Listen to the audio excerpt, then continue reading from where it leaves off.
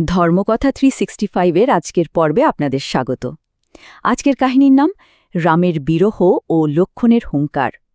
তাহলে চলুন আমরা সোজা চলে যাই রামায়ণের সেই অধ্যায়ে, যেখানে একটা বিশাল বিজয়ের পরেই জন্ম নিয়েছিল এক অসহ্য অপেক্ষা আর এক ভাইয়ের ভয়ঙ্কর ক্রোধ।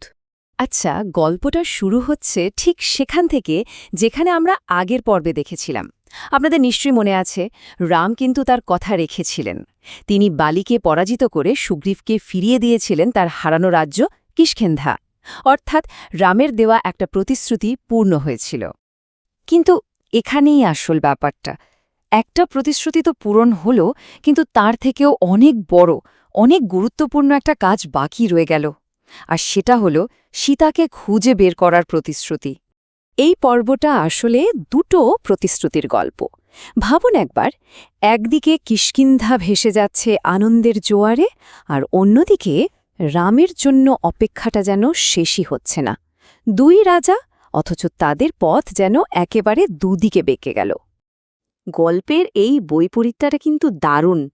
একদিকে আনন্দ, আর ঠিক তার উল্টো দিকে যন্ত্রণা। চলুন তো আগে দেখে নিই কিষ্কিন্ধায় ঠিক কি হচ্ছিল তখন। কিষ্কিন্ধা তখন যেন নতুন করে জেগে উঠেছে। চারিদিকে শুধু উৎসব আর উৎসব। পাহাড়ের বুকে ঢোলের আওয়াজ গম গম করছে, আকাশ থেকে ফুলের বৃষ্টি হচ্ছে, আর ঠিক তার মাঝখানে হনুমানকে পাশে নিয়ে সুগ্রীব রাজা হচ্ছেন। তার মনে তখন কি যে স্বস্তি! দেখুন, এই ছবিটা পুরো গল্পের মূল আবেগটা একবারে চোখের সামনে এনে দিচ্ছে, তাই না?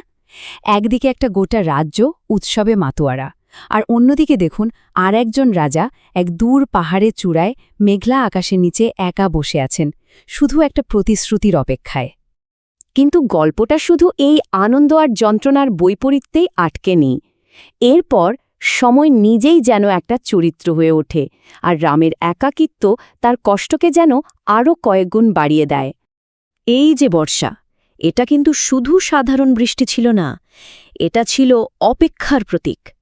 দিনের পর দিন, সপ্তাহের পর সপ্তাহ কেটে গেল, সুগ্রীবের কোনো খোঁজ নেই।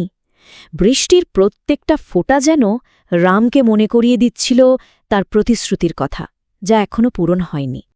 আর এই সময়টাই রামের মনে শুধু একটাই প্রশ্ন, একটাই হাহাকার: সীতা, তুমি কোথায়? চারপাশের এই বৃষ্টি যেন তার ভেতরের কান্নারই প্রতিচ্ছবি ছিল। রাম তো নিজের কষ্ট নীরবে সহ্য করছিলেন, কিন্তু তার ভাই লক্ষ্মণ, তিনি আর পারছিলেন না। তার সব ধৈর্য, সব সহ্যের বাঁধ এবার ভাঙতে শুরু করল। লক্ষ্মণের রাগটা ছিল একেবারে সোজা সাপটা। আরে, সুগ্রীব নিজের কথা ভুলে গেছে। দাদা এখানে কষ্ট পাচ্ছে, আর সে কিনা সিংহাসনে বসে ফুর্তি করছে। এটা তো শুধু কথা না রাখা নয়, এটা চরম বিশ্বাসঘাতকতা। রাম কিন্তু তখনও শান্ত। তিনি লক্ষ্মণকে বোঝানোর চেষ্টা করলেন, বর্ষার জন্য হয়তো যাতায়াত করা কঠিন হচ্ছে, ঋতুটা শেষ হতে দাও। কিন্তু তার নিজের গলার স্বরেও কি একটা চাপা কষ্ট ছিল না? আর ঠিক এখানেই গল্পের মোড় ঘুরে যায়। বর্ষা শেষ হল, আকাশ ঝকঝকে পরিষ্কার, কিন্তু কিষ্কিন্ধা থেকে তখনও কোনো সাড়া শব্দ নেই।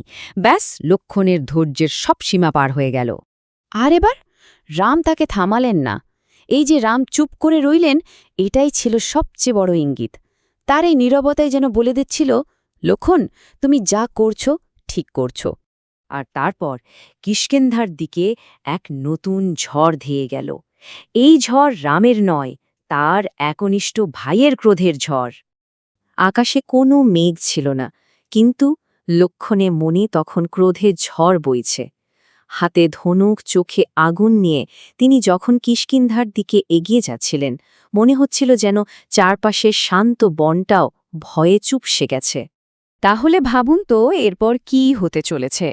একদিকে লক্ষ্মণের আগুন ঝরানো ক্রোধ, আর অন্যদিকে আরামায়েশে মগ্ন সুগ্রীব।